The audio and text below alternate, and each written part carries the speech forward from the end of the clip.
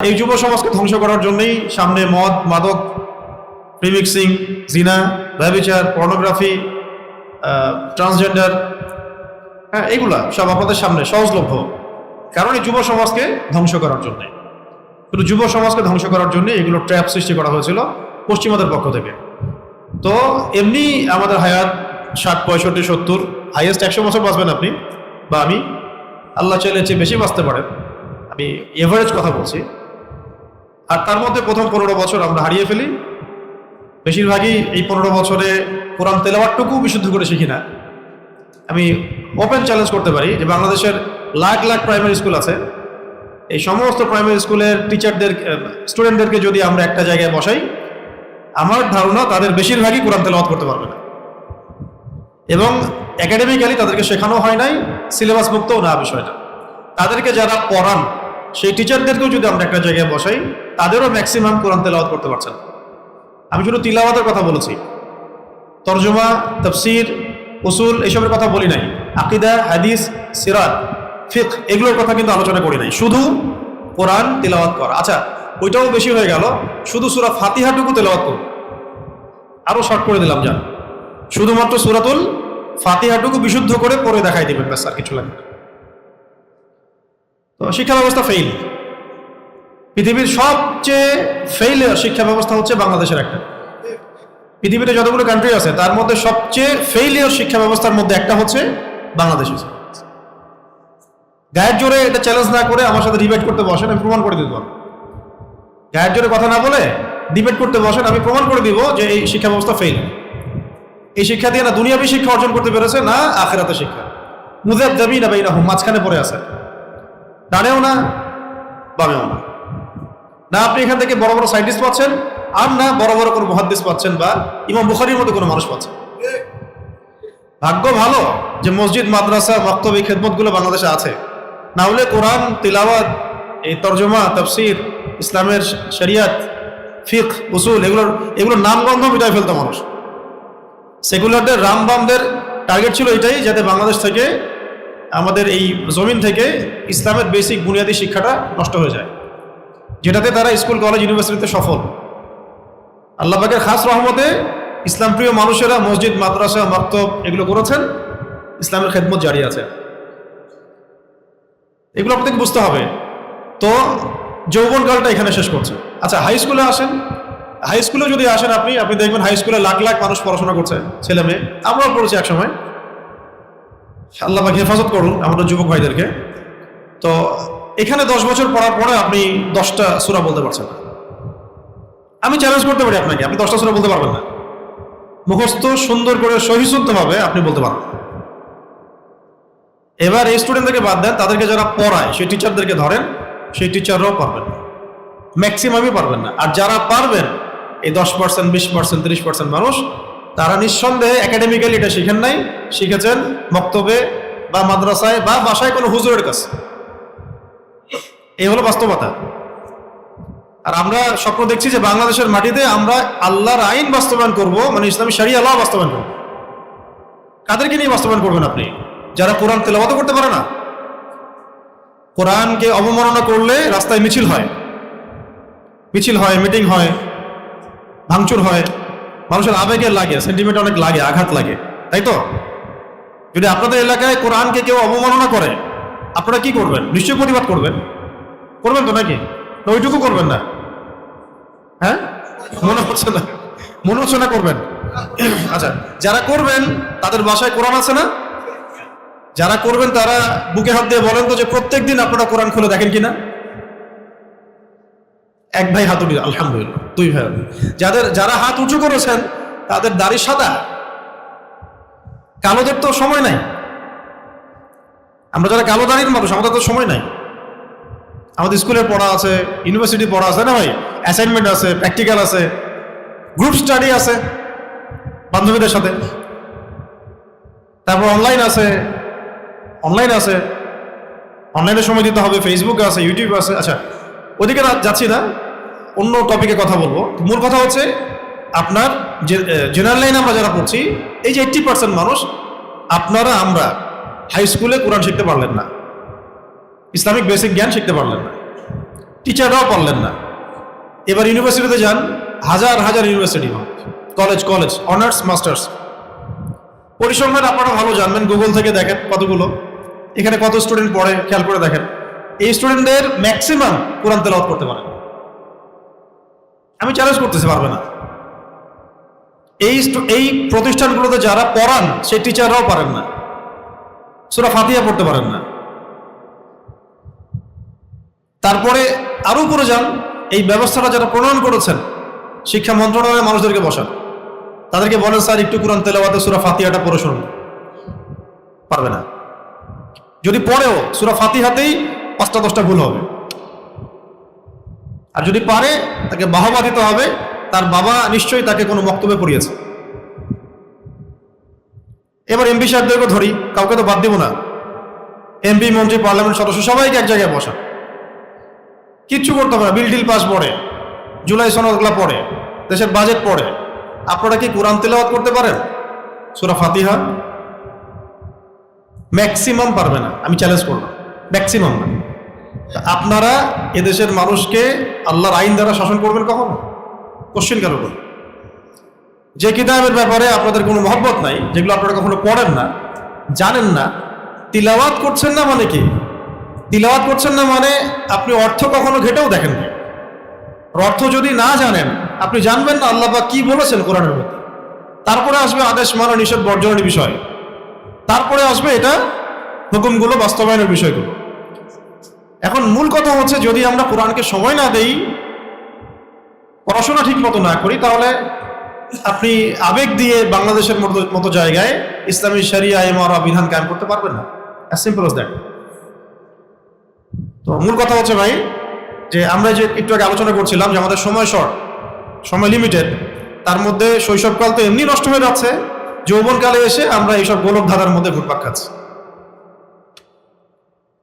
তারপরে এর পরের বয়সে যান, 40 থেকে 60 বছরে যদি যান, শেষের 5-10 বছর তো আমরা চলতে পারবো না।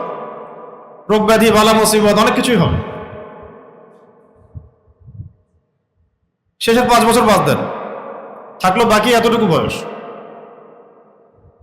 এইটুকু সময়ের মধ্যে আল্লাহ রাব্বুল আলামিন চেয়েছিলেন সূরা জারিয়াতে 56 নম্বর আয়াত অনুযায়ী, ওয়া মা খালাকুল জিন্না ওয়াল ইনসা ইল্লা লিয়াবুদুন। আল্লাহ পাক বলেছেন যে আমি জিন আর মানব জাতিকে শুধু আমার ইবাদত করার জন্য সৃষ্টি করেছি। মানে এইটুক সময়ের মধ্যে আল্লাহ পাক চেয়েছিলেন যেন আমরা আল্লাহ পাকের ইবাদত করি। সূরা জারিয়াতের কত নম্বর? 56। এইটুক সময়, 60-70 বছর সময় দিয়ে আল্লাহ পাক আমাদের কাছে কি চেয়েছেন? আমরা যেন আল্লাহ পাকের ইবাদত করি, আমরা যেন আল্লাহ পাকের ইবাদত করি। ওয়া মা খালাকতুল জিন্না ওয়াল ইনসা ইল্লা লিয়াবুদুন। আমি শুধুমাত্র আমার ইবাদত করার জন্যই এই জিন আর মানব জাতিকে সৃষ্টি করেছি। এখন এই 60-70 বছরের হিসাব তো দেখালাম যে শুরুটা এভাবে হচ্ছে, শেষটা এভাবে হচ্ছে। মাঝখানে কয়দিন যে আমরা নিয়মিত 5 ওয়াক্ত নামাজ পড়ছি, রোজা রাখছি, যাকাত দিচ্ছি, সৎ কাজে আদেশ করছি, অসৎ কাজে নিষেধ করছি, দিন কায়েমের কোনো ফিকির করছি, দিনের দাওয়াতের কাজ করছি, এগুলো তো নিজেরাই ক্যালকুলেট করতে পারবো। কতদিন আমরা টানা 5 ওয়াক্ত নামাজ জামাতে পড়েছি, কার কত ওয়াক্ত নামাজ কাজে আছে, কে কত বছর নামাজ পড়ি নাই, কে কতদিন রোজা রাখি নাই, কে কতদিন যাকাত দেই নাই, কতবার যাকাত দেই নাই, ফরজ হয়ে বসে আছে। হজের সামর্থ্য হয়েছে, হজ করি নাই বা করছি না। দিনই ইলম হাসিল করি নাই, ইলম অনুযায়ী আমল হয় নাই, সেই ইলমের দাওয়াত দেওয়া হয় নাই, মানুষকে আল্লাহর পথে ডাকি নাই, জামাবদ্ধ হই নাই, ইসলামকে শক্তিশালী করার চেষ্টা করি নাই। দাওয়াত যেখানে নাই, জিহাদের তো প্রশ্নই নাই। আল্লাহ পাকের জমিনে আল্লাহ পাকের আইনগুলো বাস্তবায়নের জন্য আমরা ফিকির করি নাই। আরো বেসিক জায়গায় আসলে আমরা তাজকিয়া হাসিল করি নাই। কোনো মুরব্বী আলেম নাই, কোনো শায়েখ নাই, কোনো পীর মাশায়েখ নাই যার কাছে গিয়ে তাজকিয়া হবে। তো এই যে না বাচক প্রশ্ন, নেগেটিভ যে পয়েন্টগুলো এত বেশি, সেই নেগেটিভ পয়েন্টগুলো একদিনের হালাকা দিয়ে, একটা মাহফিল দিয়ে, একটা আবেগ দিয়ে, মানে রাশ অফ ব্লাড দিয়ে কখনোই ফুলফিল হবে না। একটা কনস্ট্রাকটিভ প্ল্যান করতে হয় এবং আল্লাহ পাকের কাছে ফিরে আসার চেষ্টা করতে হয়। এই জন্য আল্লাহ পাক মাঝে মাঝে কিছু মৌসুম দেন। রমাদান, সারা বছর মানুষ অনেক কাজ করে, এলোমেলো কাজ হয়, রমজানে কিন্তু মাশাআল্লাহ পাক্কা মুসল্লি হয়ে যায়। মানে মানুষ আল্লাহর দিকে ইউটার্ন করে। এরকম কিছু অকেশন আল্লাহ পাক আমাদের সামনে থ্রো করেন, যেমন রমাদান, লাইলাতুল কদর, হজের মৌসুম, উমরা, এই ধরনের বিষয়গুলো। ঠিক এরকমই একটা মৌসুম হলো জিলহজের প্রথম দশক, যেখানে আমরা প্রবেশ করলাম মাত্র আজকে। এবং নবী সাল্লাল্লাহু আলাইহি ওয়াসাল্লাম বলে দিলেন, এই 10 দিনের নেক আমল চাইতে কোনো নেক আমল আল্লাহ পাকের কাছে প্রিয় না, এমনকি আল্লাহর পথে জিহাদও না। তবে সেই ব্যক্তির কথা ভিন্ন যে জানমাল নিয়ে বের হয়ে গেছে, শহীদ হয়ে গেছে, আর ফিরে আসে নাই। শাহাদাতের মর্যাদা হলো সরাসরি জান্নাতুল ফিরদাউস। তবে শহীদদেরও আত্মা ঝুলে থাকবে যদি সে ঋণগ্রস্ত হয়। আর আমরা তো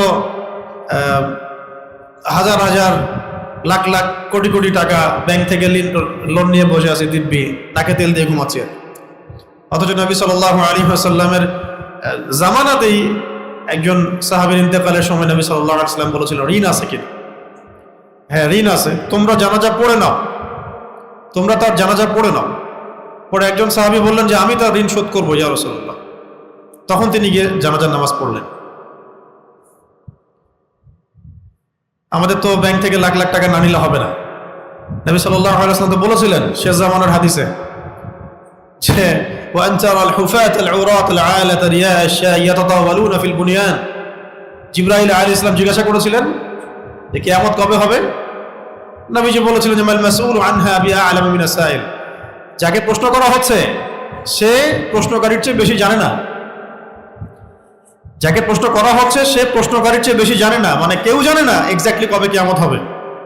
তখন জিবরাইল আলাইহিস সালাম বলেছিলেন ফাখবিরনি আন আমারাতিহা, কিছু আলামত বলেন, তাহলে কিছু আলামত বলেন। তখন তিনি বলেছিলেন ওয়া আনতারাল হুফাত আল উরাত আল আলাতা রিয়া আশ-শাই ইয়াতাতাওয়ালুনা ফিল বুনিয়ান। যখন আপনি দেখবেন সমাজের সবচেয়ে দরিদ্র মানুষেরা নগ্ন পদের, খালি পায়ে থাকতো, নগ্ন দেহের, গায়ে কাপড় পরার টাকা ছিল না, রাখাল শ্রেণীর মানুষ, রিয়া আশ-শাই ইয়াতাতাওয়ালুনা ফিল বুনিয়ান, যখন তারা উঁচু উঁচু বিল্ডিং নির্মাণের প্রতিযোগিতা করবে, উঁচু উঁচু বিল্ডিং নির্মাণ করবে না, বিল্ডিং নির্মাণের প্রতিযোগিতা করবে, তখন ফান্তাজিরিস সাআ, কিয়ামতের অপেক্ষা কর। সমাজের রাখাল শ্রেণীর মানুষ কিভাবে বিল্ডিং নির্মাণ করতে পারে? কিভাবে সম্ভব? দুর্নীতি, হারাম টাকা, সুদ, দুর্নীতির মধ্য দিয়ে, হারাম টাকার মধ্য দিয়ে, সুদের মধ্য দিয়ে, অথবা অন্যের সম্পদ আত্মসাতের মধ্য দিয়ে, ব্যাস এই চলতেছে। তো আমরা সময়টা কাজে লাগাই। এই সময়টা আল্লাহ রাব্বুল আলামিন আমাদেরকে মৌসুম হিসেবে দিয়েছেন। কোনটা? জিলহজের প্রথম দশক। এর মধ্যেই আছে ইব্রাহিম আলাইহিস সালামের অনেক চেতনা, এর মধ্যে হজ আছে, এর মধ্যে কোরবানি আছে, এর মধ্যে ঈদুল আজহা আছে, এর মধ্যে আরাফা আছে। কি আছে? আরাফা আছে। এবং প্রত্যেকটা দিনই অনেক ইম্পর্টেন্ট, প্রত্যেকটা রাত অনেক ইম্পর্টেন্ট। তো প্রথমে আমি একটু কথা বলতে চাচ্ছি যে এই সময়টা কিভাবে কাজে লাগানো যায়। আমি নোট করে নিয়ে আসছি কয়েকটা বিষয়, আগে একটু বলে নিই, তারপরে অন্য বিষয়ে যাব, অল্প সময় লাগবে। এগুলো একটু মনে রাখার চেষ্টা করেন, মোবাইলে ব্যস্ত না হয়ে এই কথাগুলো একটু মনে রাখার চেষ্টা করেন যে এই সময়গুলো আমরা কিভাবে কাটাতে পারি। ঠিক আছে? এক নাম্বার, কয়েকটা পয়েন্ট লিখে নিয়ে আসছে, আমি একটু বলে দিই। এক নাম্বার হচ্ছে এই দশকটা, এই 10 দিন আমরা চেষ্টা করি প্রথমত, এক নাম্বার আল্লাহ পাকের কাছে খালেস তওবা করে ফিরে আসা। এক নাম্বার হচ্ছে তওবা করে আল্লাহর দিকে ফিরে আসা। যেমন আল্লাহ পাক অনেক জায়গায় কোরআনে বিভিন্ন জায়গায় বলেছেন ওয়াতুবু ইলাল্লাহি জামিআন আইয়ুহাল মুমিনুন লাআল্লাকুম তুফলিহুন। হে মুমিনরা, তোমরা একসাথে আল্লাহর কাছে তওবা করে ফিরে আসো, যাতে করে তোমরা সফল হতে পারো। এটা করার জন্যে এমনি তো আমরা পড়ি আস্তাগফিরুল্লাহ ওয়া আতুবু ইলাইহি, এটাও একটা তওবা। আস্তাগফিরুল্লাহ ওয়া আতুবু ইলাইহি এইটুকু পড়েন, অথবা আস্তাগফিরুল্লাহাল্লাযী লা ইলাহা ইল্লা হুয়াল হাইয়ুল কাইয়্যুম ওয়া আতুবু ইলাইহি, এটাও পড়লে তওবা হয়। কোন একটা গুনাহ করে ফেলছে কেউ, 3 বার বলল আস্তাগফিরুল্লাহাল্লাযী লা ইলাহা ইল্লা হুয়াল হাইয়ুল কাইয়্যুম ওয়া আতুবু ইলাইহি, ইনশাআল্লাহ আল্লাহ পাক তাকে মাফ করবেন। এছাড়া দিনে রাতে কমপক্ষে 100 বার বা 70 বার এতটুকু বলা অন্তত যে আস্তাগফিরুল্লাহ ওয়া আতুবু ইলাইহি, আস্তাগফিরুল্লাহ ওয়া আতুবু ইলাইহি। 2 সেজদার মাঝখানে যখন আমরা বসি তখন বলা উচিত রব্বি গফিরলি, রব্বি গফিরলি। কি বলা দরকার? রব্বি গফিরলি, রব্বি গফিরলি, আল্লাহ আমাকে মাফ করুন, আল্লাহ আমাকে মাফ করুন। অথবা আল্লাহুম্মা গফিরলি ওয়ারহামনি ওয়াহদিনি ওয়াআফিনি ওয়ারযুকনি, আরও আছে ওয়াজবুরনি ওয়ারফা'নি ওয়াকরিমনি, যতটুকু পড়েন এতটুকু বলবেন। এটা হলো ইস্তেগফার, তওবা। আরও কি আছে? সকাল সন্ধ্যায় সাইয়্যিদুল ইস্তেগফার, সকাল সন্ধ্যায় সাইয়্যিদুল ইস্তেগফার। এটা কোনটা? আল্লাহুম্মা আনতা রাব্বি লা ইলাহা ইল্লা আনতা খালাকতানি আনা আবদুক ওয়া আনা আলা আহদিক ওয়া ওয়া'দিকা মাস্তাতা'তু আউযু বিকা মিন শাররি মা সানা'তু আবুউ লাকা বিনি'মাতিকা আলাইয়া ওয়া আবুউ বিযানবি ফাগফির লি ফাইন্নাহু লা ইয়াগফিরু যুনুবা ইল্লা আনতা। এই দোয়াটা সকাল সন্ধ্যায় পড়ার একটা বড় ফজিলত হচ্ছে, কেউ যদি সকালে পড়ে সন্ধ্যার আগে মারা যায় জান্নাতে যাবে, আর কেউ যদি সন্ধ্যায় পড়ে সকালের মধ্যে ইন্তেকাল করে তাহলে জান্নাতে যাবে। সাইয়্যিদুল ইস্তেগফার। আমরা কি নিয়ে কথা বলছি? কিভাবে জীবনকে কাজে লাগাবো, এই মৌসুমগুলোকে কাজে লাগাবো। অন্যতম মৌসুম কোনটা? জিলহজের প্রথম দশক। এই দশকের আমল হচ্ছে অন্য কোনো আমল আল্লাহর কাছে প্রিয় নয়। ঠিক আছে, এখন কিভাবে কাজে লাগাবো এই কিছু আমরা পয়েন্ট আলোচনা করছি। যে প্রথমে আমরা তওবা করে আল্লাহর কাছে ফিরে আসবো, প্রথমে আমরা তওবা করে আল্লাহ পাকের কাছে ফিরে আসবো ইনশাআল্লাহ। ঠিক আছে, তাহলে তওবা করার কয়েকটা পদ্ধতি বলছিলাম। কি বলবো ছোট করে? আস্তাগফিরুল্লাহ ওয়া আতুবু ইলাইহি, অথবা আস্তাগফিরুল্লাহাল্লাযী লা ইলাহা ইল্লা হুয়াল হাইয়ুল কাইয়্যুম ওয়া আতুবু ইলাইহি, অথবা সাইয়্যিদুল ইস্তেগফার, অথবা সলাতুত তাওবার নামাজ। সলাতুত তাওবার নামাজ এটা কেমন? কিভাবে এই দিনগুলোকে কাজে লাগাবো? এক নম্বর, আল্লাহর কাছে তওবা করে ফিরে আসবো ইনশাআল্লাহ। ঠিক আছে ভাই, তওবা করার কয়েকটা পদ্ধতি বললাম। একটা পদ্ধতি বলছিলাম, একটা পদ্ধতি হলো সলাতুত তাওবা। সলাতুত তাওবা, সুন্দর করে তাজা ওযু করব। তাজা মানে ফ্রেশ, একটা পরিপূর্ণ ওযু করব, পরিপূর্ণ ওযু করার পরে ভালো হয় নীরবে পড়া, লোকচক্ষুর আড়ালে পড়া, সেখানে আল্লাহ ছাড়া আপনাকে কেউ দেখছে না। ঠিক আছে, রাত্রেবেলা পড়লে ভালো, শেষ রাত্রে পরে, এই সময় দোয়া বেশি কবুল হয়। তো ওযু করে নীরবে 2 রাকাত নামাজ পড়ে আল্লাহ পাকের কাছে নিজের জীবনের সমস্ত গুনার জন্য তওবা করা। একদম আরবি দিয়ে বলতে হবে জরুরি না, বাংলা দিয়ে আপনি বলতে পারেন আল্লাহ পাকের কাছে যে আল্লাহ আমি আমার জীবনে এই অন্যায় করেছি, গুনাহ করেছি, যা আমার মনে পড়ছে, যা মনে পড়ছে না, আল্লাহ সব কিছু মাফ করুন। এক কথা শেষ। আরবি পারলে বলবেন আল্লাহুম্মা গফিরলি মা কদ্দামতু ওয়া মা আখখারতু ওয়া মা আসরারতু ওয়া মা আ'লানতু ওয়া মা আনতা আ'লামু বিহি মিন্নি আনতাল মুকদ্দিম ওয়া আনতাল মুআখির ওয়া আনতা আলা কুল্লি শাইইন কাদির। এটা বলতে পারেন। অথবা আল্লাহুম্মা গফিরলি যামবি কুল্লাহু দিক্কাহু ওয়া জিল্লাহু আউওয়ালাহু ওয়া আখিরাহু সিররাহু ওয়া আলানিয়াতাহু। অর্থ হলো আল্লাহ আপনি আমার জানা অজানা, ছোট বড়, প্রকাশ্য অপ্রকাশ্য সব গুনাহ মাফ করে দেন। ঠিক আছে, তাহলে এটা হলো প্রথম ধাপ, তওবা করে আল্লাহ পাকের কাছে ফিরে আসা। ঠিক আছে, কারণ আমরা তো বললাম যে আমাদের লাইফটা শর্ট, 60-70 বছর, তার মধ্যে 40-50 বছর চলে গেছে। এখন বাকি জিন্দগিতে আমাকে কতগুলো কাজ করতে হবে? ইলম শিখতে হবে, আমল করতে হবে, দাওয়াত দিতে হবে, দিনের জন্য কিছু করে যেতে হবে। এই তো, এই কাজগুলো করার জন্যে প্রথমত তওবা করা উচিত। আল্লাহ পাক সবাইকে তৌফিক দান করেন। একটা বিষয় আছে যে অনেকে মনে করি যে মুখে পড়লেই কি তওবা হয়ে যাবে।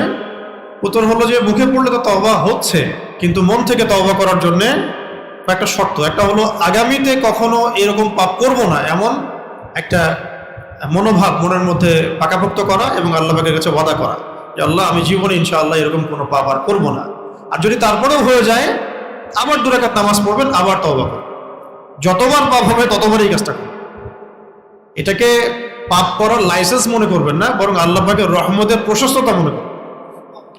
এটা পাপ করার লাইসেন্স দেওয়া হচ্ছে না যে গুনাহ করবো আর তওবা করবো এইভাবে। আল্লাহ পাকের রহমতের প্রশস্ততা আছে। ভুল হয়েছে বান্দার, আবার তওবা করেছে, আবার ভুল হয়েছে, আবার তওবা করেছে। ঠিক আছে, যেমন একটা চমৎকার একটা হাদিস আছে। 2 বন্ধু ছিল, এক বন্ধু আরেক বন্ধুকে খুব দাওয়াত দিত আর কি, ইসলাহের জন্যে, দিনের পথে আসার জন্য, তওবার জন্য। তো সে দাওয়াত দিতে দিতে বিরক্ত হয়ে গেছে। একদিন বলে ফেলছে যে আল্লাহ পাক তোকে কখনো মাফ করবে না, আল্লাহ মনে হয় তোকে কখনো মাফ করবে না। তো এই একটা কথা বলার জন্য আল্লাহ রাব্বুল আলামিন এই ব্যক্তিকে জাহান্নামে দিয়ে দিয়েছে। আমি কাউকে মাফ করব কি করব না এটা বলার ইখতিয়ার তোমাকে কে দিয়েছে? এরা ফেসবুক চালান, খুব সাবধান হয়ে যাবে। আপনারা সবাই এখানে জাজমেন্টাল ভাবখানে এমন দেখান, যারা আহলে ফেসবুক ওয়াল জামাআ, তারা মনে করেন যে মানুষকে জাজ করার দায়িত্ব মনে হয় আমাদেরই। মানুষকে জাজ করার দায়িত্ব আল্লাহর, আপনার নয়। আপনি জানেন না সত্য কোনটা মিথ্যা কোনটা, হয়তো বা আপনি জানেন না সত্য কোনটা মিথ্যা কোনটা, হক কোনটা বাতিল কোনটা, ন্যায় কোনটা অন্যায় কোনটা, হয়তো বা আপনি শুধু এক পিঠ জানেন, অন্য পিঠ জানেনই না। অতএব এই জায়গাগুলো খুব সেন্সিটিভ। এইভাবে যেন আমরা অন্যকে জাজ করতে না যাই, আল্লাহ পাক আমাদের বোঝার তৌফিক দান করেন। আর একটা বিষয় হলো যে আগামীতে কখনো পাপ করব না স্টেটমেন্ট দেওয়া, আর একটা হলো যেটা পাপ হয়ে গেছে এর জন্য অনুতপ্ত থাকা। আর একটা গুরুত্বপূর্ণ পয়েন্ট হচ্ছে অন্যের সাথে জড়িত কোনো হক থাকলে এটাকে শোধ করা। অন্যের সাথে জড়িত কোনো হক থাকলে এটাকে শোধ করা কিভাবে করব এটা আমাকে ফিকির করতে হবে। টাকা যদি ধার নিয়ে থাকেন ফেরত দেওয়া, কারো মান সম্মান নষ্ট করে থাকলে তার কাছে মাফ চেয়ে নেওয়া, কাউকে কোনো ইলজাম দিয়ে থাকলে ক্ষমা চেয়ে নেওয়া, বা যে কোনোভাবে হোক এটাকে মিউচুয়াল করতে হবে। কারণ এই হাদিসটা মাথায় রাখেন, এই ইয়াং জেনারেশনকে খাস করে বলছি, হাদিসটা খুব ভালো করে মাথায় রাখেন। একদিন নবী সাল্লাল্লাহু আলাইহি ওয়াসাল্লাম সাহাবীদেরকে বলেছিলেন যে তোমরা কি জানো সবচেয়ে বড় মিসকিন কাকে বলে? সবচেয়ে বড় মিসকিনকে? সাহাবায়ে কেরাম আরজ করছিলেন যে আমরা তো মনে করি ইয়া রাসূলুল্লাহ যার কাছে টাকা পয়সা নাই সেই সবচেয়ে বড় মিসকিন। তো নবী সাল্লাল্লাহু আলাইহি ওয়াসাল্লাম বললেন না, সবচেয়ে বড় মিসকিন সেই ব্যক্তি যে কিয়ামতের দিনে অনেক নেকি নিয়ে উঠবে, অনেক নেকি নিয়ে উঠবে, কিন্তু তার সামনে অনেক মানুষ দাঁড়িয়ে থাকবে যাদের হক সে নষ্ট করেছে, কারো প্রতি জুলুম করেছে, কারো প্রতি অন্যায় করেছে, কাউকে গালি দিয়েছে, কাউকে ধরেন যে জমি আত্মসাৎ করেছে, কারো সম্মানহানি করেছে। এই মানুষগুলো সামনে দাঁড়িয়ে থাকবে। বলা হবে যে ওই দিন তো আর কেনা বেচার কোনো সুযোগ নাই, বলা হবে যে এই ব্যক্তির আমলনামা থেকে নেকি দিয়ে এগুলোকে শোধ করা হবে। এই নেকি প্রদান করতে করতে যদি নেকি শেষ হয়ে যায় তাহলে ওই ব্যক্তিদের গুনাহ এই ব্যক্তির আমলনামায় চাপিয়ে দেওয়া হবে। এভাবে দেখা যাবে তার সব নেকি শেষ হয়ে গেছে এবং সে জাহান্নামে চলে গেছে। তাই মানুষের সাথে জড়িত হক যেন না থাকে এইভাবে জীবনযাপন করা উচিত বা চেষ্টা করা উচিত। আল্লাহ পাক আমাদের সবাইকে তৌফিক ইনায়াত করেন, আমিন। এইভাবে খালেস তওবা করে আমরা আল্লাহ পাকের পথে ফিরে আসবো ইনশাআল্লাহ। এরপর আমরা যেটা করব এই সময়টা কাজে লাগানোর জন্য প্রথমত 5 ওয়াক্ত নামাজটা ঠিকঠাক মতো জামাতে আদায় করার চেষ্টা করব। মুসাফির থাকলে ভিন্ন কথা, অসুস্থ হয়েছেন, ওযর আছে, অন্য কোনো শরঈ কোনো ওযর আছে, ঠিক আছে, ভিন্ন কথা, কিন্তু নামাজ ছাড়া যাবে না, বাদ দেওয়া যাবে না, পড়তে হবে। একা হলেও পড়বেন, মিস হয়ে গেছে একা হলে পড়বেন, ঘুমাইছিলেন ঘুম থেকে উঠে পড়বেন, মনে ছিল না মনে পড়েছে এখন পড়বেন। কারণ মান তারাকা সালাতান মুতাআম্মিদান ফাকাদ কাফার, হাদিসের মধ্যে আসছে যে ব্যক্তি ইচ্ছাকৃতভাবে নামাজকে ছেড়ে দেয় কুফরি করলো, সে ফাকাদ কাফার, সে ব্যক্তি কুফরি করলো। আরো স্ট্রং হাদিস আছে বাইনার রাজুলি ওয়া বাইনাশ শিরকি ওয়াল কুফরি তারকুস সালাত, কোন ব্যক্তির মধ্যে মানে আল্লাহর বান্দার মধ্যে এবং কাফেরের মধ্যে, কাফের যে মুশরিক কাফের, এদের মধ্যে পার্থক্য হচ্ছে নামাজ। হ্যাঁ, মুয়াজ বিন জাবাল রাদিয়াল্লাহু আনহুকে নবী সাল্লাল্লাহু আলাইহি ওয়াসাল্লাম বলেছিলেন যে নামাজ কখনো ছেড়ো না, ছাড়লে আল্লাহর জিম্মাদারি থেকে বের হয়ে যাবে, আল্লাহর জিম্মাদারি থেকে বের হয়ে যাবে। তো এই 10 দিন আমরা চেষ্টা করব নামাজের ট্রেনিংটা নিয়ে নেওয়ার, 5 ওয়াক্ত নামাজ জামাতে এবং দৈনিক অন্তত 12 রাকাত সুন্নত নামাজ আদায় করা। কত রাকাত? অন্তত 12 রাকাত। ফজরের আগে 2, ফজরের 2 রাকাত সুন্নতকে এক পাল্লায় রাখা হলে পুরা দুনিয়ার মধ্যে যা আছে এটাকে আরেক পাল্লায় রাখা হলে এই পাল্লা বেশি ভারী হবে। পুরা দুনিয়ার মধ্যে কি আছে? না আছে তো, পুরো দুনিয়াতে বাহ্যিকভাবে কি কি দেখতে পাচ্ছেন আপনি, সব সম্পদ যদি এক পাল্লায় রাখি আর ফজরের 2 রাকাত সুন্নতকে আরেক পাল্লায় রাখি তাহলে এই পাল্লাটা বেশি ভারী। বুঝতে পারছে? এটা হলো ফজরের আগে 2, তারপরে যোহরের আগে 4, পরে 2, মাগরিবের পরে 2, এশার পরে 2। এই যে 12 রাকাত সুন্নাহ নিয়মিত আদায় করলে আল্লাহ পাক তার জন্য জান্নাতে খাস একটা ঘর নির্মাণ করবেন। এগুলো নামাজের বিষয়। এর সাথে উলামায়ে কেরাম আরো তাগাদা দেন যে বেশি বেশি নফল পড়া, খাস করে তাহাজ্জুদ, অন্তত 2 রাকাত হলেও তাহাজ্জুদের নামাজ আদায় করার অভ্যাস করা উচিত।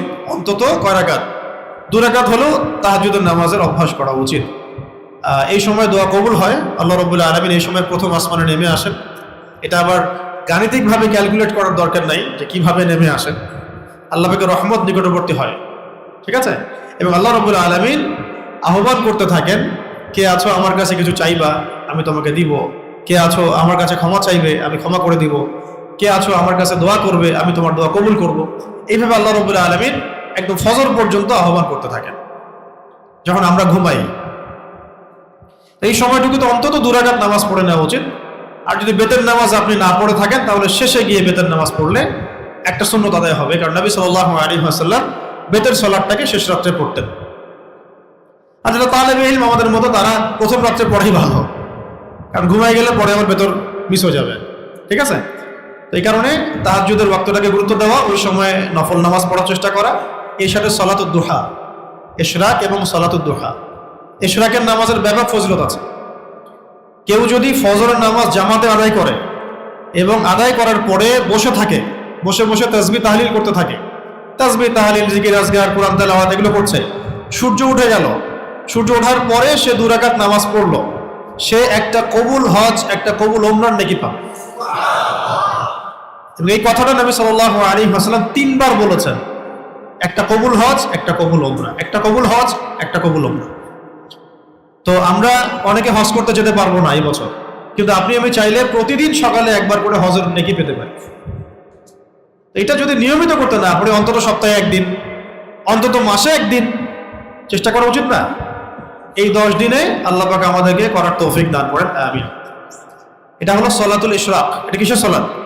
আর দুহা সালাত বলা হচ্ছে একটু ডিলে করে পড়া, মানে ধরেন এখন কয়টায় উঠে সূর্য, 6:30টার আগেই উঠে 7টা থেকে 10টার মধ্যে যে সময়টুকু আছে এর মধ্যে 2 রাকাত নামাজ পড়লেই আপনার চাষ্টের নামাজ বা দুহার নামাজ আদায় হয়ে গেছে। ওই 2 রাকাত নামাজের আরো ফজিলত আছে। সেটা হলো যে আমাদের শরীরের মধ্যে রাসূল বলেছেন সাল্লাল্লাহু আলাইহি ওয়াসাল্লাম 360টা জোড়া আছে। কয়টা? এই প্রত্যেকটা জোড়ার উপরে একটা করে সদকা করা মানে অবধারিত হয়ে যায় প্রত্যেক দিন। কেউ যদি এই দুহার 2 রাকাত নামাজ আদায় করে, সালাতুদ দুহার, তার সে এই 360টা সদকার নেকি পেয়ে যাবে, মাত্র 2 রাকাত। আর যদি আপনি 4 রাকাত নামাজ পড়েন দিনের শুরুতে, মানে 2 রাকাতের সাথে আরো 2 রাকাত অ্যাড করলেন, তাহলে এই দিন শেষ হওয়ার আগেই আপনার যে চাওয়া আল্লাহ পাকের কাছে এটা পূরণ হয়ে যাবে। এর সাথে আমি নিজে থেকে একটা আমল জুড়ে দিচ্ছি, এটা আমি বহু বড় বড় ওলামায়ে কেরামদের কিতাবে পড়েছি। এই আমলটা কোনো বুজুর্গানে দিন মিস করতেন না। এখন আমি যেটা বলতে যাচ্ছি, এটা আমাদের আকাবিরগণ, আসলাফগণ কেউই ছাড়তেন না। সেটা হলো সকালবেলা ফজরের পরে সূরা ইয়াসিন তেলাওয়াত করা। কোনটা? সূরা ইয়াসিন তেলাওয়াত করা, কারণ এটা একটা মাশহুর আমল, প্রতিষ্ঠিত আমল। সূরা ইয়াসিন হাজত পূরণের সূরা। সূরা ইয়াসিন পড়ে আপনি যে কোনো হাজতের জন্য দোয়া করলে আল্লাহ পাক সেটা কবুল করে দিচ্ছেন। শর্ত আছে, রিজিক হালাল হতে হবে। রিজিক কি হতে হবে? আমরা খাই সুদ, আমরা খাই ঘুষ, আমরা খাই দুর্নীতি করি, আমরা মানুষের টাকা মেরে খাই, এদিকে আমরা আবার মেসওয়াকও পড়তেছি, সূরা ইয়াসিনও পড়তেছি। আর নামাজে মানে মসজিদে আমরা পাক্কা মুসল্লি, মসজিদ থেকে বের হই পাক্কা সুদখোর। তা এরকম হলে তো মুশকিল। মসজিদে যেমন পাক্কা মুসল্লি, ব্যবসায়িক জীবনে, অর্থনৈতিক জীবনে গিয়েও পাক্কা মুসলিম থাকতে হবে। আচ্ছা, এখানে কথা একটা চলে আসলো, বলে দেই ইসলামটা কি। ইসলাম হচ্ছে ইব্রাহিম আলাইহিস সালাম থেকে শিখবেন। ইয ক্বালা লাহু রাব্বুহু আসলিম, যখনই আল্লাহ পাক তাকে বলতেন আত্মসমর্পণ করো, কি করো? আত্মসমর্পণ করো। ক্বাল, তিনি বলতেন আসলামতু লিরাব্বিল আলামিন, আমি জগৎসমূহের রবের সামনে কি করলাম? আত্মসমর্পণ করলাম। ইসলাম মানে শান্তি। হ্যাঁ, শান্তি। কখন শান্তি? আত্মসমর্পণের মধ্য দিয়ে শান্তি। ইসলাম মানে আল্লাহর বিধানের সামনে, আল্লাহ এবং তার রাসূলের সামনে আত্মসমর্পণের মধ্য দিয়ে শান্তি হাসিল করা। শুধু ওই শান্তি না যে সব ধর্ম মিলে শান্তি, ধর্ম যার যার উৎসব সবার, ঠিক আছে, খুব শান্তি হচ্ছে, এগুলো শান্তি না। কাফেরদের সাথে একদম অন্তরঙ্গ সম্পর্ক রেখে শান্তি, ভারতের সাথে বন্ধুত্ব রেখে শান্তি, বন্ধুত্ব রেখে শান্তি, আমেরিকার সাথে আমেরিকার দালালি করে শান্তি, এই শান্তির নাম ইসলাম না। ইসলাম মানে হচ্ছে আল্লাহর বিধানের সামনে মাথা নত করে শান্তি। বুঝতে পারছি? এমন একটা এক্সাম্পল নেন, ইব্রাহিম আলাইহিস সালামকে বলা হচ্ছিল সন্তান আর স্ত্রীকে রেখে আসো মক্কায়, ওখানে কোনো মানুষ নাই, পানি নাই, প্রাণীও নাই, আপনি কি রাখতেন? ইব্রাহিম আলাইহিস সালাম কোনো প্রশ্ন করেছিলেন? কেন রাখবো, কেন রাখবো? আমার বাচ্চা তো বাঁচবে না, আমার মেয়ে, আমার স্ত্রী তো বাঁচবে না, কি খাবে, কি পড়বে? আল্লাহর বিধান আসছে, আসলামতু লিরাব্বিল আলামিন, মেনে নিলাম, সামি'না ওয়া আতা'না, শুনলাম মানলাম, শুনলাম মানলাম, শুনলাম মানলাম, ইসলাম। শুনলাম মানলাম, এর নাম কি? ইসলাম। সন্তানের বয়স যখন একটু বড় হয়েছে, ফালাম্মা বালাগা মা'আহু সা'য়া ক্বালা ইয়া বুনাইয়া ইন্নী আরা ফিল মানামি আন্নী আযবাহুক। সন্তান একটু বড় হয়েছে, আল্লাহ পাক বললেন জবাহ করো। সন্তানকে কি করো? জবাহ করো। বাবা গিয়ে সন্তানকে জিজ্ঞাসা করছিলেন যে আল্লাহ আমাকে আদেশ করেছেন, আমি স্বপ্নে দেখেছি, নবীদের স্বপ্ন তো ওহী, তো আল্লাহর আদেশ এটা যে আমি তোমাকে জবাহ করছি, ফানজুর মাযা তারা, তোমার রায় কি, তোমার কি রায় আমাকে বলো। সন্তান বলছে ইয়া আবাতি ফাআল মা তু'মার, হে আমার বাবা, আল্লাহ যা আদেশ করেছেন তাই করে না। সাতাজিদুনি ইনশাআল্লাহু মিনাস সাবিরিন, ইনশাআল্লাহ আপনি আমাকে সবরকারী পাবেন, ইনশাআল্লাহ আপনি আমাকে সবরকারী পাবেন। তো ইব্রাহিম আলাইহিস সালাম তো প্রশ্ন করেননি আল্লাহ পাককে, আল্লাহ আমার বাচ্চাকে কেন জবাহ করতে হবে, মাসুম বাচ্চা। ইসমাইল আলাইহিস সালামও তো প্রশ্ন করেন নাই, আব্বা এটা কি ধরনের অমানবিক সিদ্ধান্ত, আমার বয়সটা তো কম, আমাকে কেন জবাহ করতে হবে। কোনো যুক্তি নাই, কোনো বিজ্ঞান নাই, কোনো দর্শন নাই। আসলামতু লিরাব্বিল আলামিন সামি'না ওয়া আতা'না। যে হাজরা আলাইহিস সালামকে রেখে যাওয়া হচ্ছে, তিনি জিজ্ঞাসা করছিলেন যে আপনি কি আল্লাহর আদেশে রেখে যাচ্ছেন আমাকে? ইব্রাহিম আলাইহিস সালাম বললেন হ্যাঁ। তিনি বললেন ঠিক আছে, তাহলে আল্লাহ আমাকে দেখাশোনা করবেন। ঈমান, তাওয়াক্কুল, ইসলাম। এমনকি যখন সন্তান আর বাবা, সন্তানকে বাবা মানে শুইয়ে দিয়েছেন জবাহ করার জন্য, ওইখানেও আল্লাহ পাক ইসলাম শব্দ প্রয়োগ করেছেন। ফালাম্মা আসলামা ওয়া তাল্লাহু লিল জাবিন, যখন তারা দুজন আত্মসমর্পণ করলো এবং সন্তানকে উপর করে শুইয়ে দিল, তখন আল্লাহ পাক বলেছেন ফানাদাইনাহু ইয়া ইব্রাহিম, তখন আমরা ডাকলাম হে ইব্রাহিম, ক্বাদ সাদ্দাকতা রুয়া, তুমি তোমার স্বপ্নকে সত্যায়ন করেছো। ইন্না কাযালিকা নাজজিল মুহসিনিন, তাই না? এবং এভাবেই আমি মুহসিনদেরকে মানে সাফল্য দিয়ে থাকি বা প্রতিদান দিয়ে থাকি। কথা হলো এখান থেকে ইসলামের কি ডেফিনেশন শিখলেন? এই ঘটনাগুলো থেকে আমাদের নাম মুসলিম হলো থেকে মিল্লাতে আবিকুম ইব্রাহিম হুয়া সাম্মাকুমুল মুসলিমিন, তোমরা হচ্ছে মিল্লাতে আবিকুম ইব্রাহিম, তোমাদের বাবা হচ্ছে ইব্রাহিম আলাইহিস সালাম, জাতির পিতা, সেখান থেকে তিনি তোমাদেরকে নাম দিয়েছেন কি? মুসলিম। ইসলাম এই শব্দটা আসলো থেকে? তাদের থেকেই। এই যে আপনি হজ দেখছেন, আরাফাত, হজ, মিনা, মুজদালিফা, জামজাম, সাই, কাবাঘর, মাকাম ইব্রাহিম, সব তাদের স্মৃতি, সবাই পরিবারের স্মৃতি। ওটাই দরুদে পড়ছেন আপনি, আল্লাহুম্মা সাল্লি আলা মুহাম্মদ ওয়া আলা আলি মুহাম্মদ কামা সাল্লাইতা আলা ইব্রাহিম ওয়া আলা আলি ইব্রাহিম ইন্নাকা হামিদুম মাজিদ। ঠিক মিরাজের রাতে নবী সাল্লাল্লাহু আলাইহি ওয়াসাল্লাম বলেছিলেন যে আমি একজনকে দেখলাম যার চেহারা হুবহু আমার মতো। আমি জিজ্ঞাসা করলাম ইয়া জিবরিল, উনি কে? তখন আমাকে বলা হলো তিনি হচ্ছেন আপনাদের নবীগণের পিতা ইব্রাহিম আলাইহিস সালাম। আর ইসমাইল আলাইহিস সালামের বংশধরের মধ্যে, ইসমাইল আলাইহিস সালামের বংশধরের মধ্যে একজন ব্যক্তির নাম ছিল আদনান। তার থেকে আস্তে আস্তে আসছে বনু হাশিম, কোরাইশ থেকে বনু হাশিম। এই বনু হাশিম থেকে মুহাম্মদ সাল্লাল্লাহু আলাইহি ওয়াসাল্লামের জন্ম, তিনিও বনু ইসমাইল। এই যে ইসলাম এবং শেষ নবী মুহাম্মদ সাল্লাল্লাহু আলাইহি ওয়াসাল্লামের কাছে কোরআন এবং সুন্নাহ আসা, ওহী আসা, এখানে আমাদেরকে বুঝতে হবে ইসলামের ডেফিনেশনটা কি আসলে। বিনা শর্তে, বিনা বাক্য ব্যয়ে আল্লাহ পাকের হুকুমের সামনে মাথা নত করার নাম ইসলাম। কিছু কিছু বিষয়ে আপনার বুঝে আসতেও পারে, আমার বুঝে আসতেও পারে, কিছু বিষয় নাও আসতে পারে, কিছু সাইন্টিফিক্যালি প্রুভড হতেও পারে, কিছু বিষয় নাও হতে পারে, কিছু আপনার যুক্তি বিজ্ঞান দর্শনে ধরবে, কিছু নাও ধরতে পারে। যখনই আল্লাহর বিধান আসবে সামি'না ওয়া আতা'না, এর নাম ইসলাম, এর নামই ইসলাম। আর এখন আমরা প্রশ্ন করি নামাজ কেন পড়তে হবে, যাকাত কেন দিতে হবে? আল্লাহ কি গরিবদেরকে খাওয়াইতে পারে না? যাকাত আমাকে কেন দেওয়া লাগবে? নাউযুবিল্লাহ। পর্দা কেন করতে হবে? এই যুগে মেয়েরা এইভাবে ঢেকে ঢেকে রাখবো? আল্লাহর আইন কেন বাস্তবায়ন করতে হবে? চোরের হাত কাটা যায় এই যুগে? এত বড়, এটা তো অমানবিক। এগুলো আমরা প্রশ্ন করি। এখন আমরা আমাদের ক্ষুদ্র মস্তিষ্কের বুদ্ধি দিয়ে ইসলামকে জাজ করার চেষ্টা করি এবং এর মধ্য দিয়ে আমরা সকালে ইমানদার থাকি, কেউ কেউ বিকালে কাফের হয়ে যায়, কেউ সন্ধ্যা ইমানদার থাকি, সকালে কাফের হয়ে যায়। টকশো, টেবিলে, পেপারে, পত্রিকায়, মিডিয়ায়, সব জায়গায় এগুলো চলছে। এখন আপনাদেরকে ব্যাটল জেতার জ্ঞান অর্জন করতে হবে। ইয়াংদেরকে বলছি, যখনই আপনি পরিপূর্ণ ইসলামে আসতে চাবেন, আপনাকে সমাজের পদে পদে এগুলো ফেস করতে হবে।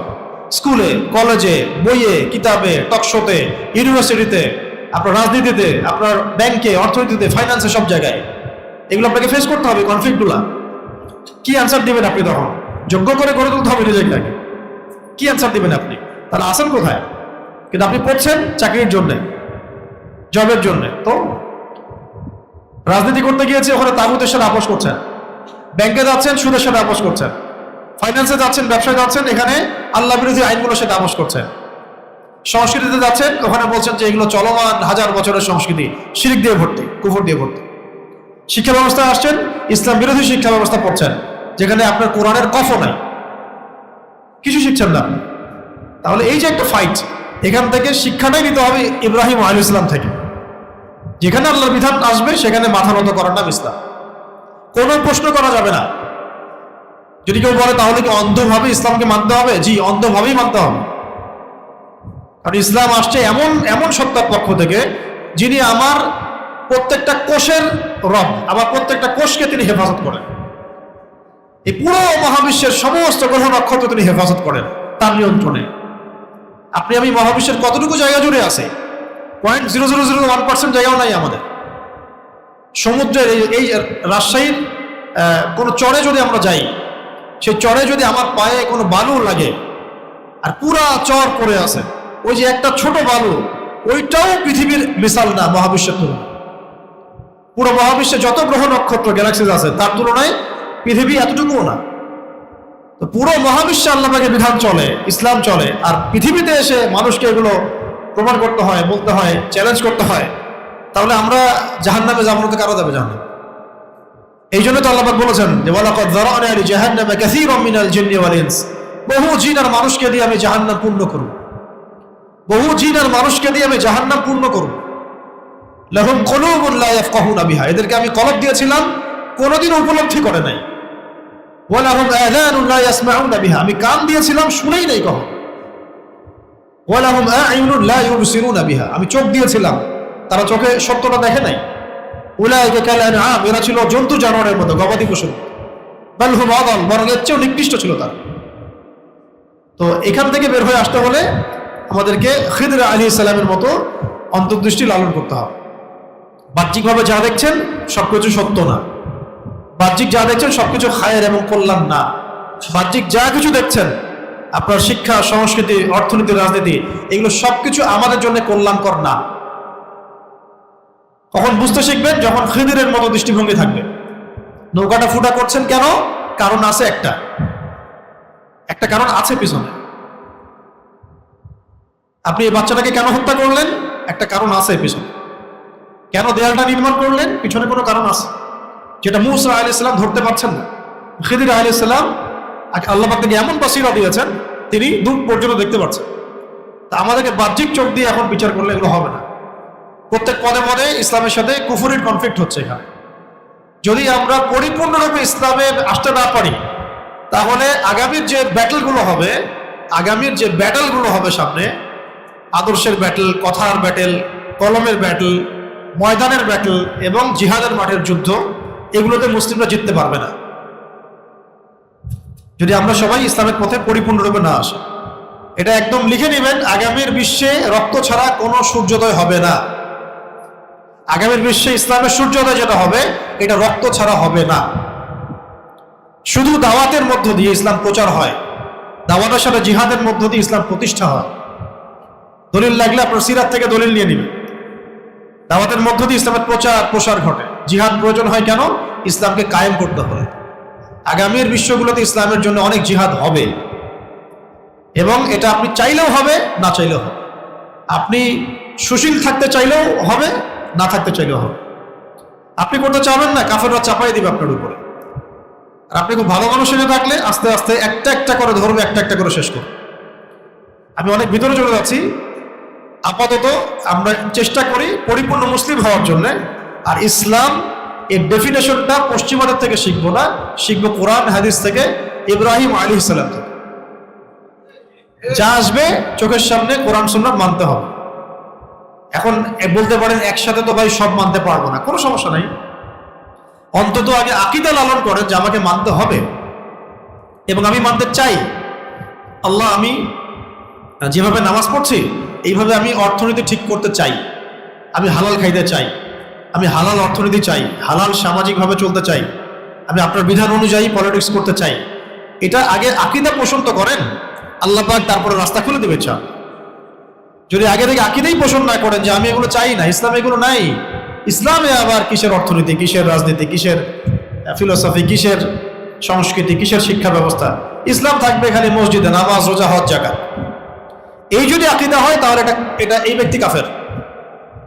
যে ব্যক্তি ইসলামকে আংশিক মনে করে সে ব্যক্তি কাফের। যে ব্যক্তি মনে করে ইসলাম আংশিক, পরিপূর্ণ না, সে ব্যক্তি কাফের, স্পষ্ট কাফের, কুফরের মধ্যে আছে। আল্লাহ পাক স্পষ্ট বলেছেন, আল-ইয়াওমা আকমালতু লাকুম দীনাকুম, দ্বীনকে আমি কামেল করে দিয়েছি। ওয়া আতমামতু আলাইকুম নি'মাতি ওয়া রাদিতু লাকুমুল ইসলাম দীনান। এই আয়াতকে অস্বীকার করলে কাফের হয়ে যাবে। আফহুকমুল জাহিলিয়াতি ইয়াবগুন, অন্য হুকুমকে আল্লাহ পাক জাহিলিয়াত বলেছেন। অন্য হুকুমগুলো, আল্লাহ পাকের বিধান বাদ দিয়ে অন্য হুকুমগুলোকে জাহিলিয়াত বলেছেন। আবার এক জায়গায় তাগুতও বলেছেন, আল্লাহু ওয়ালিয়ুল্লাযীনা আমানু ইউখরিজুহুম মিনাজ যুলুমাতি ইলান নূর। আল্লাহ পাক মুমিনদের ওয়ালি, তিনি তাদেরকে অন্ধকার থেকে আলোর দিকে নিয়ে আসেন। ওয়াল্লাযীনা কাফারু, আর যারা কুফরি করে, আউলিয়াহুমুত তাগুত, এদের আউলিয়া হচ্ছে তাগুত। ইউখরিজুনাহুম মিনান নূরি ইলা যুলুমাত, আল্লাহ পাক এদেরকে আলো থেকে অন্ধকারে নিয়ে আসেন। উলাইকা আসহাবুন নার, এরা জাহান্নামের অধিবাসী, হুম ফিহা খালিদুন। যাও, অনেক দূরে চলে গেলাম, এখন আসেন। মাথা ঘুরতেছে নাকি? আচ্ছা, যেটা বলছিলাম, আমরা কি করব? এই 10 দিন কাজে লাগাবো, ঠিক আছে? আগে তওবা, নামাজ, নফল নামাজ, এই তো বলেছি, এবং পরিপূর্ণরূপে ইসলামে প্রবেশ করার চেষ্টা করা। পরিপূর্ণরূপে ইসলামে প্রবেশ করার চেষ্টা করা। তাহলে ইসলাম মানে আজকে থেকে আমরা কি শিখলাম? ইসলাম মানে হচ্ছে সব কিছু মিলাই খিচুড়ি পাকানো শান্তি, নাকি? তাহলে ইসলাম মানে কি? ইসলাম মানে এক কথায় আল্লাহ পাকের সমস্ত হুকুম আহকামের সামনে অবনত চিত্তে মাথা নত করার নাম ইসলাম, এবং এর মধ্য দিয়ে শান্তি হাসিল করা। এর মধ্য দিয়ে শান্তি হাসিল করা। এখন আসেন যে আর কি করব? এই সময়টুকুর মধ্যে আমরা বেশি বেশি কোরআন তেলাওয়াত করবো ইনশাআল্লাহ। সময় অনেক লেট হয়ে গেছে, তো আমি তাড়াতাড়ি করছি। এরপরে আমরা যেটা করব, বেশি বেশি কোরআন তেলাওয়াত করব। এটা নিয়ে আমি তো সামনে কিছু কথা বলেছি যে ভাই কোরআন তেলাওয়াত করা শিখতেই হবে, আমরা শিখতে পারি না, এটা আমাদের ব্যর্থতা। স্পষ্ট হাদিস আছে সহিহ মুসলিম শরীফে যে ইন্নাল্লাহ তাআলা ইয়ারফাউ বিহাযাল কিতাবি আকওয়ামান, আল্লাহ পাক বহু কওমকে এই কোরআনের দ্বারা সম্মানিত করেন। ওয়া ইয়াদউ বিহিল আখারিন, এবং বহু কওমকে আল্লাহ পাক এই কোরআনের মানে কোরআন না মানার কারণে অসম্মানিত করেন। বাস, এটা হুজ্জাতুল লাকা ওয়া আলাইক। কোরআন হয় কাল কিয়ামতের মাঠে আমার পক্ষে সাক্ষী দিবে, না হলে বিপক্ষে সাক্ষী দিবে। আমাদের নবীজিকে জিজ্ঞাসা করা হবে আপনার কওমের এই হালত কেন হয়েছে? তিনি উত্তর দিবেন, ওয়াকাল রাসূল ইন্না কওমি ইত্তাখাযু হাযাল কুরআনা মাহজুরা। আল্লাহ, আমার কওম কোরআন থেকে হিজরত করেছে, আমার কওম কোরআন থেকে দূরে চলে গিয়েছিল, এই কারণে আমার কওমের এই অবস্থা হয়েছে। আমাদের নবী অভিযোগ করবেন আল্লাহ পাকের কাছে সাল্লাল্লাহু আলাইহি ওয়াসাল্লাম। এই চেহারাটা আমাদেরকে কালকে আল্লাহর সামনে দেখাতে হবে, রাসূলের সামনে দেখাতে হবে। আমরা সবাই হাউজে কাউসারে যাবো, যেতে হবে আমাদেরকে। আমরা পানি ছাড়া থাকতে পারবো না কি আমাদের মাঠে? পারবো না আমরা কেউ। সবাই হুলস্থুল অবস্থা সৃষ্টি হয়ে যাবে, কোন নবী সুপারিশ করতে পারবেন না। আদম আলাইহিস সালামের কাছে মানুষ ছুটে যাবে, কিছু করেন, কেউ কিছু করতে পারবেন না। নূহ আলাইহিস সালাম, ইব্রাহিম আলাইহিস সালাম, মুসা, ঈসা, সব নবী অস্বীকার করবেন, কিছু করতে পারবেন না। মুহাম্মদ সাল্লাল্লাহু আলাইহি ওয়াসাল্লাম এই দিন আমাদের জন্য সুপারিশ করবেন। সেই নবীর সামনে আমাদেরকে দাঁড়াতে হবে কোন মুখ নিয়ে? ইয়া রাসূলুল্লাহ, আমি তো সারা জীবনে সূরা ফাতিহা পড়া শিখি নাই, আমি তো সারা জীবনে ইয়া রাসূলুল্লাহ কোরআন কাউকে শিখাইও নাই। আপনি যে কোরআনকে প্রতিষ্ঠা করার জন্য এত কষ্ট করলেন, আমি সেই কোরআন ছুঁয়েও দেখিনি কখন। কি হবে আমাদের ভাই? আমাদের শিক্ষা ব্যবস্থা যারা আছেন তারা কি অ্যান্সার দিতে পারবেন যে আমরা রাষ্ট্রের অধিপতি ছিলাম, আমার রাষ্ট্রে কোরআন শিক্ষা বাধ্যতামূলক করি নাই? 50 বছর হয়ে গেল ওই পাকিস্তান যাওয়ার, নাকি? আর ব্রিটিশরা যাওয়ার তো আরো বহুত দিন হয়ে গেছে। এখন পর্যন্ত কেউই সাহস করে এতটুকু বলতে পারলেন না যে এই দেশের বেশিরভাগ মানুষ মুসলিম, তাই এদেশের প্রাইমারি স্কুলে, হাই স্কুলে, স্কুলে, কলেজ, ইউনিভার্সিটিতে অন্তত কোরআন শিক্ষা বাধ্যতামূলক। কেউ দিতে পারলেন না এত বড় স্টেটমেন্ট। এটা তো একটা বেসিক বিষয় ছিল, বেসিক। চাইনিজ সভ্যতার ইতিহাস পড়েন, ওরা মার্শাল আর্টস, কুংফু, তাইকোন্ডোতে অনেক পারদর্শী। ওটা রাষ্ট্রীয়ভাবে ক্লাসিক্যালি শেখানো হয়।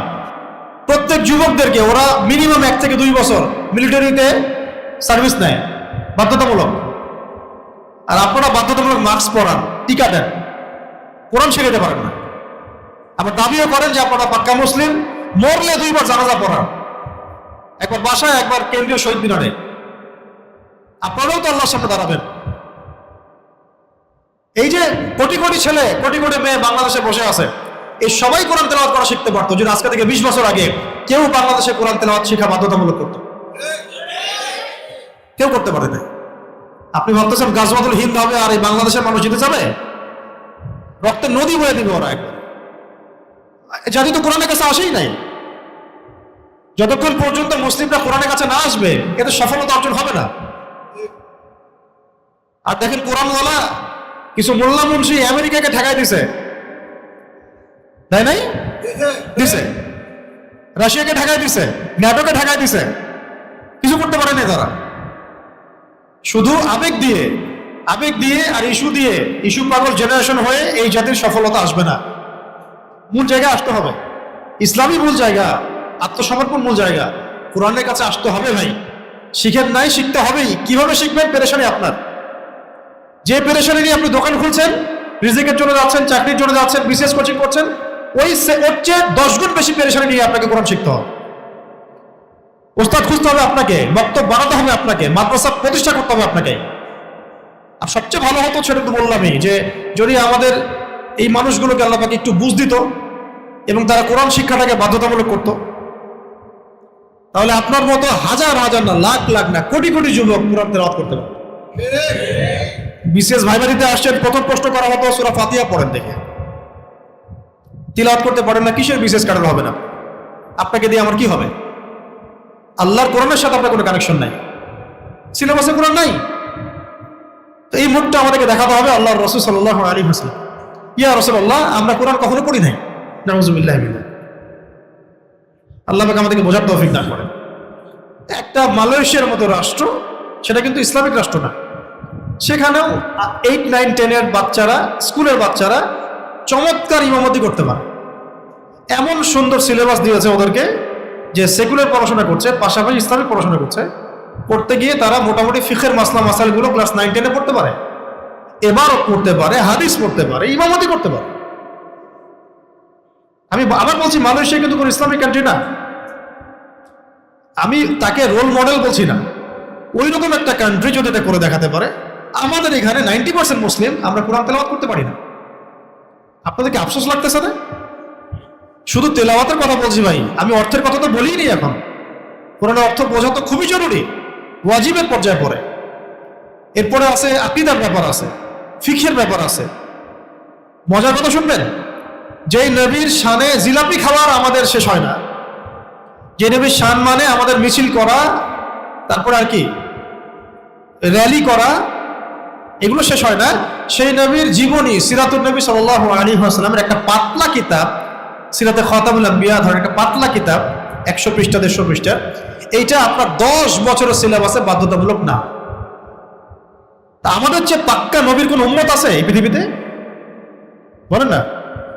আমাদের চেয়ে নবী প্রেমিক কোন জেনারেশন আছে, পুরো জাতি হইতে পারে যে পুরো জাতির সিলেবাসের মধ্যে কোথাও নবী সাল্লাল্লাহু আলাইহি ওয়াসাল্লামের জীবনী পড়ানো হয় না? তা নবী সাল্লাল্লাহু আলাইহি ওয়াসাল্লামের জীবনী পড়ে কি হবে? আপনি কার্ল মার্কসের জীবনী পড়বেন, হ্যাঁ, লেনিনের পড়বেন, স্টেলিনের পড়বেন, আব্রাহাম লিঙ্কনের পড়বেন, মাও সেতুংয়ের পড়বেন, ইতালির মুসোলিনির পড়বেন, এগুলোই তো আদর্শ আপনাদের। অন্যদের নবী সাল্লাল্লাহু আলাইহি ওয়াসাল্লামের জীবনী পড়তে হবে কেন? বরং উনাকে তো প্রকাশ্যে গালি দেওয়া হয় বাংলাদেশে, একদম বলতেছে উনি ছিলেন নারী লিপসু। নাউযুবিল্লাহ। বেশি অনেকগুলো বিয়ে হয়ে গেছে, বিয়ে করছেন, এই জন্য বলছেন নারী লিপসু। নাউযুবিল্লাহ। ভাবতে পারেন যে আমরা কোন, কে বলছে আপনাকে যে এটা 90% মুসলিমের কান্ট্রি? কে বলছে আপনাকে? তো মুনাফিক প্রধান দেশ। আল্লাহ আমাদেরকে বোঝার তৌফিক দান করেন। যখন যখন সত্যিকারের ঈমান কলবে আসবে, আপনি নিজেই বুঝতে পারবেন যে ভাই হচ্ছে নাকি চারপাশে। কি অদ্ভুত আশ্চর্য একটা ব্যাপার। আমরা এই যে ছেলেরা বসে আছে 30 বছর 25 বছর বয়স, তারা কত কষ্ট করতেছে পড়াশোনা করার জন্য। রাজশাহী বিশ্ববিদ্যালয়ে মেসে থাকতেছে, ডাল ভাত খাচ্ছে, মেসের খাবার খাচ্ছে, পলিটিক্যাল ফাইট হচ্ছে, ওখানে জড়া যাচ্ছে, জান যাচ্ছে, অনেকে জমি বিক্রি করে পড়াশোনা করতেছে, কেউই সিরাত পড়তেছে না, একাডেমিক্যালি নাই পড়াশোনা, কাউকে কোরআন পড়ানো হচ্ছে না, হাদিস পড়ানো হচ্ছে না, আকীদা পড়ানো হচ্ছে না। আর এই পড়াশোনাটুকু না করলে সে নাকি চাকরিও পাবে না, চাকরি না পাইলে তো তার বিয়ে হবে না, বিয়ে না হলে তো জীবন তো ব্যর্থ হয়ে গেল, নিজের পায়ে দাঁড়াতে পারবে না, সমাজের মানুষ মূল্যায়ন করবে না। প্রথমে শিক্ষা ব্যবস্থা থেকে ইসলামকে সরানো হলো, তার আগে অর্থনীতি থেকে, তার আগে রাজনীতি থেকে, এই করতে করতে ব্যক্তি জীবনে ইসলামকে ঢুকাই দেওয়া হলো। এখন আপনি খালি মসজিদে আসবেন, সুন্দর করে ওযু করবেন, সুবহানাল্লাহ করবেন, যত ইচ্ছা নামাজ পড়বেন, ঠিক আছে? এইভাবে আপনি মুসলিম হয়ে থাকেন, কাফেরদের কিচ্ছু যায় আসে না, কিচ্ছু যায় আসে না কাফেরদের। ওযু করেন, মসজিদে আসেন, নামাজ পড়েন, সুবহানাল্লাহ, আলহামদুলিল্লাহ, আল্লাহু আকবার, তাসবিহ তাহলিল করেন, রাত্রেবেলা বাসায় তাহাজ্জুদ পড়েন, বাকি এই ডিপার্টমেন্টগুলো সব অন ইসলামিক থাক, কুফর দিয়ে থাক, তাগুত দিয়ে থাক, শিরক দিয়ে থাক, অ্যান্টি ইসলামিক হয়ে থাক, ব্যাস এভাবেই জীবনযাপন করতে থাকেন, এতে কাফেরদের কিচ্ছু যায় আসে না। আমাদের মতো বুজুর্গদেরকে দিয়ে কাফেরদের কোনো ভয় নেই। কেন ভয় নেই? কারণ তারা জানে আমরা ওযু করবো, মসজিদে আসবো, নামাজ কালাম পড়বো, আবার বাসায় চলে যাবো, বেশ। কারণ সেটা কোরআনই পড়তেছে না, সিরাতই পড়তেছে না, আকীদাও ঠিক নাই, ইসলামের রেভলিউশন নাই, জামা নাই, ইমারা নাই, আমির নাই, সামু ওয়া তাআ বায়া নাই, দাওয়াত খুব সীমিত, জিহাদ তো নাই, ইসলাম কায়েমের প্রশ্ন আসবে কোত্থেকে? এই জন্যে কাফেরদের এত টেনশন, মাথা ব্যথা নাই। বরং তারা, আমি সারা বাংলাদেশ যতটুকু ঘুরছি দেখেছি, তারা ঐক্যবদ্ধ, সংঘবদ্ধ, তারা ঐক্যবদ্ধ, তারা একটা সুদূর প্রসারী লক্ষ্য নিয়ে সামনে যাচ্ছে। ঠিক আমাদের প্রতিবেশীও আছে, সেও ঘোষণা দিয়ে আগাচ্ছে সামনে যে আমরা একটা অখণ্ড ভারত প্রতিষ্ঠা করতে চাই, সেম।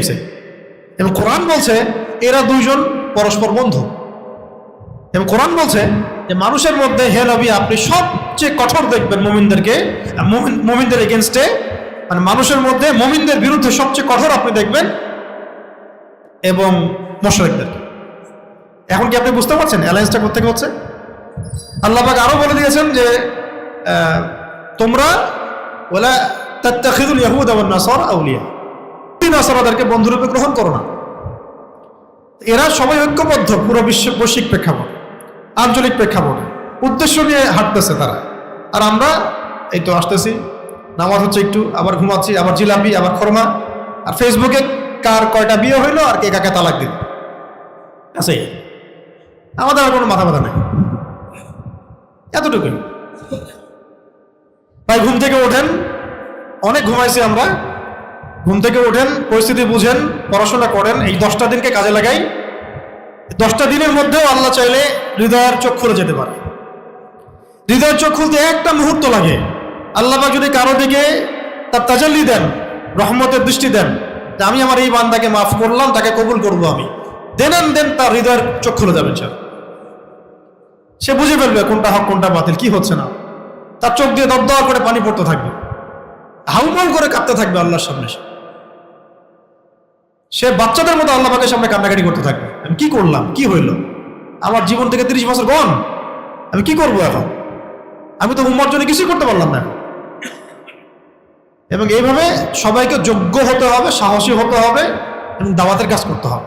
একা একা এই উম্মার দায়িত্ব কেউ পালন করতে পারবে না। এখন আপনাদের সবাইকে দায়ী হইতে হবে, দায়ী আল্লাহ হতে হবে। আপনাদের সবাইকে দিনের দাওয়াতের কাজ করতে হবে, যোগ্য হতে হবে, যার যার জায়গা থেকে ইসলামের জন্য কাজ করতে হবে। যদি আমরা আগামী 5-10 বছরের মধ্যে আমাদের সমস্যাগুলোকে সলভ করতে না পারি, তাহলে কাফেরদের মায়ের যে আসতেছে এটা লিখে রাখেন আপনার আমার যাওয়ার কিন্তু কোনো জায়গা নেই। ডানে ভাবে, ডান বা মুভন সব ব্লক করা আছে। আমাদের বাড়ির পাশে নতুন ইসরায়েল অনেক আগেই জন্ম নিয়ে নিয়েছে। অতএব আমাদের বিষয় শুধু ইমান দিয়ে আসবে। আর আপনি বাঙালি জনগণকে ইসলামিক ধর্মীয় চেতনা ছাড়া অন্য কোনো চেতনা ঐক্যবদ্ধ করতে পারবেন না। অর্থনৈতিক চেতনা দিয়ে আপনি ঐক্যবদ্ধ করতে পারবেন না, রাজনৈতিক কোনো চেতনা দিয়ে আপনি এদেরকে ঐক্যবদ্ধ করতে পারবেন না। যদি বাঙালি মুসলিম জাতিকে ঐক্যবদ্ধ করতে হয়, ইসলামিক ধর্মীয় চেতনা দিয়েই করতে হবে। এবং এটা তাহলে আমাদের সবাইকে এটা ছড়িয়ে দেওয়ার চেষ্টা করতে হবে। আল্লাহ পাক তৌফিক এনায়েত করেন। আর 10 মিনিট সময় নিচ্ছে আপনাদের কাছ থেকে। কোরআন তেলাওয়াত করি ভাই, এই 10টা দিন কোরআন তেলাওয়াত করি, চেষ্টা করি 10 দিন 1 খতম দেওয়ার জন্য। যারা পারি না আপনার টার্গেট নেন 1 মাস 2 মাস সর্বোচ্চ 3 মাস, 3 মাসের মধ্যে কোরআন তেলাওয়াত শিখবেন, ওয়াদা করেন। এখন আল্লাহর ঘরে বসে ওয়াদা করেন 3 মাসের মধ্যে কোরআন তেলাওয়াত করা শিখবেন, যেভাবে হোক সেভাবে শিখবেন না। এবং শিখতে হবে সই শুদ্ধ করে। ওস্তাদের কাছে আপনি যাবেন, মনে রাখবেন জ্ঞান কারো কাছে হেঁটে হেঁটে যায় না, জ্ঞানের কাছে যাইতে হয়। যেভাবে এত কষ্ট করতে হলো স্কুলে কলেজে ইউনিভার্সিটিতে, তার চেয়ে বেশি না 10% করেন, আল্লাহ পাক দিয়ে দিবেন ইনশাআল্লাহ। আর যারা আমরা করতে পারি, আমরা নিয়াত করি 10 দিন অন্তত একটা খতম দেই। আচ্ছা, এক খতম না পারি 10 দিনে 10 পারা পড়ি, 10 পারা পড়ি। আমি তো একটা সূরা বলে দেই, যারা অনেক বেশি তেলাওয়াত করতে পারি না, এই সূরাগুলো কোনোদিন মিস করেন না। প্রত্যেক দিন সকাল সন্ধ্যায় বা অন্তত এক বেলা, 2 বেলা না হোক অন্তত এক বেলা সূরা বাকারার প্রথম 5টা আয়াত পড়বেন, ঠিক আছে? সূরা ফাতিহা পড়বেন, সূরা ফালাক পড়বেন, সূরা নাস পড়বেন, সূরা ইখলাস পড়বেন, পারবেন না? সূরা কাফিরুন পড়বেন, পারবেন না? সূরা নাসর পড়বেন, নাসর ইযা জাআ নাসরুল্লাহি ওয়াল ফাতহ। সূরা কাফিরুন পড়বেন, নাসর পড়বেন, লাহাব পড়বেন, ঠিক আছে? এরপরে আরো পড়লে সূরা তাকাসুর পড়বেন, আলহাকুমুত তাকাসুর। আরো পড়বেন সূরা জিলজাল, ইযা জুলজিলাতিল আরদু জিলজালাহা, এটা।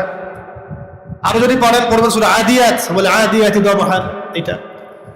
আচ্ছা, এর সাথে সূরা ইয়াসিন তো সকালে পড়বেন। সূরা ইয়াসিন কখন পড়বেন? সকালে। সকালে মিস হয়ে গেলে রাত্রে পড়বেন। রাত্রে বেলা পড়বেন সূরা মুলক, সূরা মুলক। এরপরে সূরা ওয়াকিয়া, সূরা ওয়াকিয়া। এই সূরাগুলো নিয়মিত পড়তে পারবো না ইনশাআল্লাহ, ইনশাআল্লাহ।